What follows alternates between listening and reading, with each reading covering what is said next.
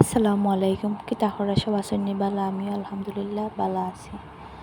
তো আইলাম আজকে অনেকদিন পর আর একটা নতুন ভিডিও নিয়ে। আগের যে ভিডিও আছিল ওটার মাঝে দেখাইছিলাম, তো ওটা আছিল তার পরের কিছু অংশ আর কি। তো অলস যারে কয় অলস মস্তিষ্ক শয়তানের কারখানা, তো আমি হইলাম বিখ্যাত একটা অলস। মনে হয় এই পৃথিবীতে একটা অলস থাকলে মনে হয় আমিই আছি। তো যাই হোক, আমি আরও একটা আলসামি করি, যেটা হইলো গিয়ে আমি ভিডিও ছাড়ি কিন্তু আমার হইতে মন থাকে না যে আমার পেজটা ফলো দিবা, তারপর আমার ভিডিওত লাইক করবা, কমেন্ট করবা, আর যারা ইউটিউব থেকে দেখবা এরা মানে সাবস্ক্রাইব করবা, লাইক কমেন্ট করবা। তো আজকে কই দিলাম সবরে, আপনারা সবে এলা করিয়া রাখবা আর কি। তো এখানে মেহমান আইতা, মেহমান বলতে আমার ভাই আর ভাইয়ের বউ, তো বউ নতুন আইতা, জান লাগি একটু ভালো মন্দ আপ্যায়ন ব্যবস্থা করলাম আর কি। তো এখানে 2 আইটেমের পিঠা বানাইছি, আর তেলের পিঠা বানাইছি, আর ডাইল সমোসা পিঠা বানাইছি, এটারে অনেকে আবার মুখপুরি পিঠাও কইন। তো যাই হোক, পিঠাগুলো খাইতে আসলে খুব বেশি মজা হয়েছিল। তো পিঠা ওটা বানানোর পরে আমি গেলাম গিয়া মানে তরকারি আইটেম রান্না করার লাগিয়া। তো তরকারি রান্না মানে প্রথমে আমি শুরু করছি রোস্ট ভাজা দিয়া।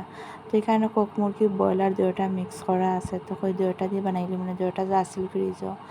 তো আমি ওটারে ভাজা শুরু করলাম, আর এর মাঝে দিয়ে আমি মানে ভাজা শেষ হওয়ার পরে কিছু মশলা ব্লেন্ড করছি, বাদাম, কিশমিশ, টক দই, সস ওটা সবটা আর কি একখানে মিক্স করিয়া ব্লেন্ড করছি করিয়া মানে রোস্টার যে রেডি মশলা আছে ওটাও দিছি, দিয়া বানাইছি। তো রোস্টটা খাইতে আসলে খুব বেশি মজা হয়েছিল, নিজে রাঁধছি করিয়া কইরাম না, আসলেই কিন্তু মজা হয়েছিল। তো এখানে খালি রোস্টটা রাঁধছি না, আরও অনেক কিছু রাঁধছি, আস্তে আস্তে আপনার লগে শেয়ার করবো। আরও যে কইলাম আলসামির কারণে আমি ভিডিও ছাড়তাম পারি না, ভিডিও এডিট করিয়া রাখি, ভয়েস দেই না, আমি করি আমার মানে ভিডিওটা ছাড়া হয় না। তো যাই হোক, এর মাঝখানে আরও কয়েকটা দিনও গেল গিয়ে ভিডিও ছাড়লাম না, করলাম না। তো আশা করি আমার আজকের ভিডিওটা আপনার কাছে ভালো লাগবো। তো এখানে রান্না বাড়া রোস্টের রান্না শেষ করলাম আর কি করিয়া, এখানে আমি এসে গিয়া গরুর মাংস রান্নবো। তো গরুর মাংসটা আর এত বেশি ডিটেলসে আমি দেখাইলাম না, এটা আমি আগে বাগার দিলেইছি। তো এখন আমি একটু বেশি করে কষাই আনিব, আর তরকারিটা যত বেশি কষাইবা তত বেশি মজা লাগে। আর রান্নার ফাঁকে ফাঁকে আইয়া আমার ফুয়ায় পুড়িয়ে যা জ্বালানি জ্বালারে আর কি খোয়া লাভ নেই।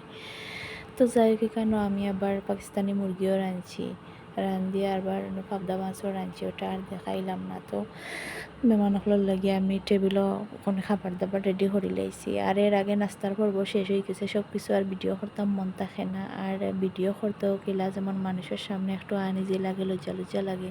তো আর কি তার লাগিয়ে অনেক সময় ভিডিও করা হয় না। তো আরও অনেকগুলো ভিডিও জমছে, তো আস্তে আস্তে আমি সবগুলার শেয়ার করবো। আর এখানে আমি পরের দিন আইসলাম রান্তাম করি, খাসির মাংস রান্তাম করিয়া। তো খাসির মাংস রান্দার লাগে এখানে আমি মশলা কষানোর লাগিয়ে দিলাইছি। আর মেহমান আসলে খালি করে এত কিছু রান্দার দরকার নেই, আমরা একটা বা দুইটা আইটেম দিয়ে খাইলিম। তো আমার তো আর মনে মানেন না একটা আর দুইটা আইটেম দিয়ে মানে তারা বাদ দিতাম, কারণ নতুন মেহমান পরে আইলে এক সময় অন্য কিছু করবো, ব্যবস্থা করবো। তো নতুন আইসি, নতুনরে তো নতুনের মতো একটু স্পেশাল করিয়া করা লাগে, দেওয়া লাগে। আর মেহমান আইছেন, মেহমানদের দেখিয়া তো আমার বাচ্চা দুজন যে খুশি, তারা খুব বেশি আনন্দ করা, খুব বেশি খুশি করা, আর খুব বেশি দুষ্টামি করা। তারা আমি দমকও দিতে পারলাম না, কিছুই করতে পারলাম না, মানে তারা ইচ্ছা স্বাধীন আর কি, তারা যা মন চায় তারা করে। তো যাই হোক, মেহমান আইছেন একটু দুষ্টামি তো করবা, করকাদো। মেহমানটা লইয়া আমিও খুব বেশি এনজয় করছি, গল্প করছি, আড্ডা করছি, একলা একলা সারাদিন বাসার থাকি। তো কেউ আইলে আসলে আমার খুব বেশি ভাল লাগে। তো দেখতে পারে এখানে আমার হয়ে গেছে কি খাসির মাংস রান্না শেষ, আর এখানে আমি পাবদা মাছ রাঁধছি। তো পাবদা মাছের তরকারিটা মোটামুটি মানে মজাই হয়েছিল আর কি, দেখতে যেমনই হোক না কেন খাইতে আসলে খুব বেশি মজা হয়েছিল। তো মেহমান আইসলা হওয়ার সময় দই আনছিল আর অনেক কিছু আনছিল।